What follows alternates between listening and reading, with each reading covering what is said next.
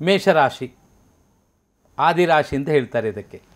ಈ ಮೇಷರಾಶಿಯವರಿಗೆ ಈ ದಿನ ಅವಿವಾಹಿತರಿಗೆ ವಿವಾಹ ನಿರ್ಧರಿಸಿಕೊಳ್ಳುವ ಸಾಧ್ಯತೆಗಳಿದೆ.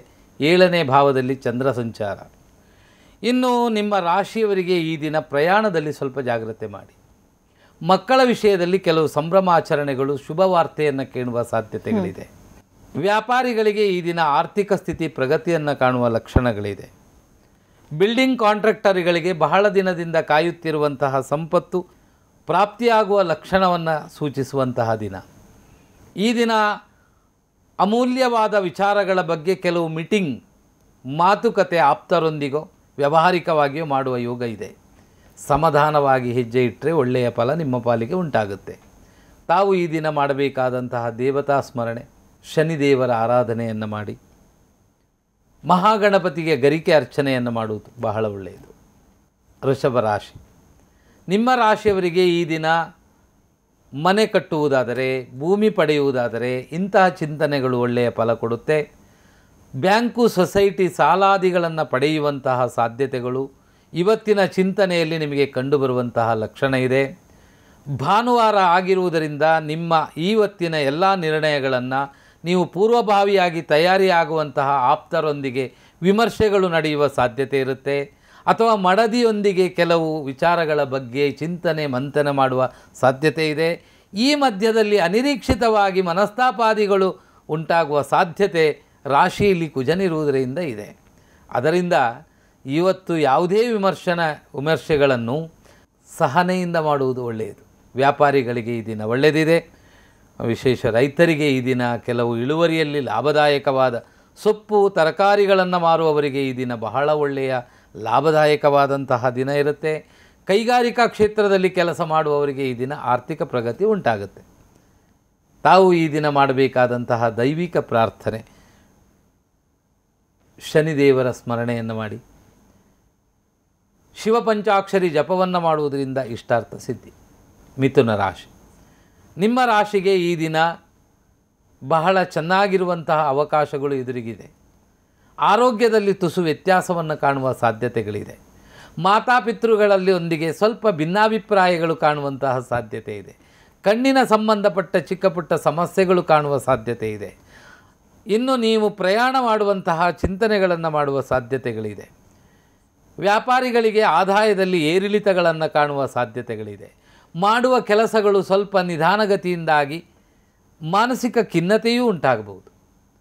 ದ್ವಾದಶ ರಾಶಿಯಲ್ಲಿ ಗುರು ಮತ್ತು ಕುಜ ಸಂಚರಿಸುವುದರಿಂದ ಕಾರಣವಿಲ್ಲದೆ ಆಪ್ತರೊಂದಿಗೋ ಸ್ನೇಹಿತರೊಂದಿಗೋ ಅಥವಾ ಬಂಧುಗಳೊಂದಿಗೋ ಮನಸ್ತಾಪಾದಿಗಳ ಘಟನೆಗಳು ಎದುರಾಗುವ ಲಕ್ಷಣ ಇದೆ. ಅದರಿಂದ ಸಮಾಧಾನವೇ ಪ್ರಧಾನ. ತಾವು ಮಾಡಬೇಕಾದ ಈ ದಿನದ ದೇವತಾ ಸ್ಮರಣೆ, ಸುಬ್ರಹ್ಮಣ್ಯ ದೇವರ ಪ್ರಾರ್ಥನೆಯನ್ನು ಮಾಡಿ, ವಿಷ್ಣು ಸಹಸ್ರನಾಮವು ದತ್ತಾತ್ರೇಯ ದೇವರ ಪ್ರಾರ್ಥನೆಯನ್ನು ಮಾಡುವುದರಿಂದ ಒಳ್ಳೆಯದು. ಕರ್ಕಾಟಕ ರಾಶಿ, ನಿಮ್ಮ ರಾಶಿಗೆ ಈ ದಿನ ಬಹಳ ಒಳ್ಳೆಯ ಅವಕಾಶಗಳಿದೆ. ಹೊಸ ವ್ಯಕ್ತಿಗಳೊಂದಿಗೆ ವ್ಯಾವಹಾರಿಕವಾದ ಹೊಸ ಮಾತುಕತೆ ನಡೆಯುವಂತಹ ದಿನ. ವ್ಯಾಪಾರಿಗಳಿಗೆ ಅಭಿಷ್ಟ ಫಲವನ್ನು ಪಡೆಯುವಂತಹ ದಿನ.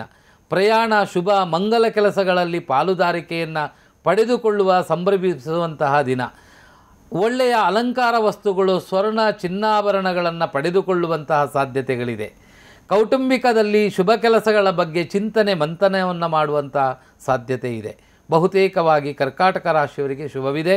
ತಾವು ಮಾಡಬೇಕಾದ ಈ ದಿನದ ದೈವಿಕ ಪ್ರಾರ್ಥನೆ, ರಾಶಿಯಲ್ಲಿ ರವಿ ಇರುವುದರಿಂದ ಸ್ವಲ್ಪ ಆದಿತ್ಯ ಹೃದಯ ಪಾರಾಯಣವನ್ನು ಮಾಡಿ, ಅಷ್ಟಮದಲ್ಲಿ ಶನಿ ಇರುವುದರಿಂದ ಶನಿದೇವರಿಗೆ ಎಳ್ಳೆಣ್ಣೆಯನ್ನು ಕೊಟ್ಟು ಶನಿ ಪೂಜೆಯನ್ನು ಮಾಡುವುದನ್ನು ಮಾಡಿ.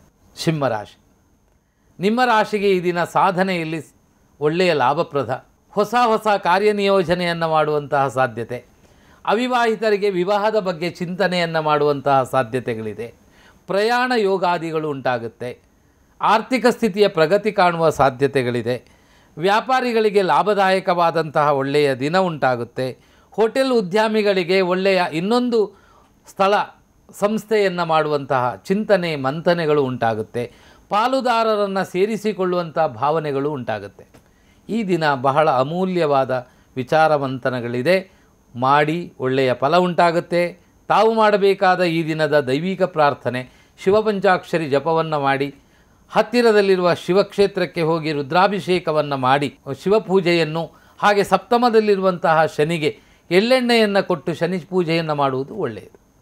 ಕನ್ಯಾ ರಾಶಿ, ನಿಮ್ಮ ರಾಶಿಗೆ ಈ ದಿನ ಬಹಳ ಶುಭಪ್ರದ ಇರುವಂತಹ ದಿನ. ಸತ್ಕರ್ಮಕ್ಕಾಗಿ ಧನ ವಿನಿಯೋಗ ಮಾಡುವಂತಹ ಸಾಧ್ಯತೆ. ಚಲನಚಿತ್ರ ನಟ ನಟಿಯರಲ್ಲಿ ಬಂದ ಅವಕಾಶ ಕೈಗೆ ಬಂದ ತುತ್ತು ಬಾಯಿಗೆ ಬಾರದೇ ಹೋಗುವ ಲಕ್ಷಣ ಇದೆ. ಸಮಾಧಾನ, ಸಹನೆ ಮತ್ತು ಸಾಧನೆ ಇದಕ್ಕೆ ಮಹತ್ವ ಕೊಟ್ಟಾಗ ಇಷ್ಟಾರ್ಥ ಸಿದ್ಧಿಯಾಗುತ್ತೆ. ವ್ಯಾಪಾರಿಗಳಿಗೆ ಈ ದಿನ ಅಧಿಕ ನಷ್ಟವೇನಿಲ್ಲ.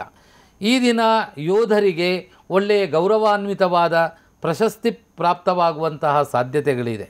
ಇನ್ನು ಯಂತ್ರೋಪಕರಣಗಳಲ್ಲಿ ಕೆಲಸ ಮಾಡುವವರಿಗೆ ಈ ದಿನದಲ್ಲಿ ನಿಮ್ಮ ಕರ್ತವ್ಯಕ್ಕೆ ಮೆಚ್ಚುಗೆ ವ್ಯಕ್ತಪಡಿಸುವ ಸಾಧ್ಯತೆಗಳಿದೆ.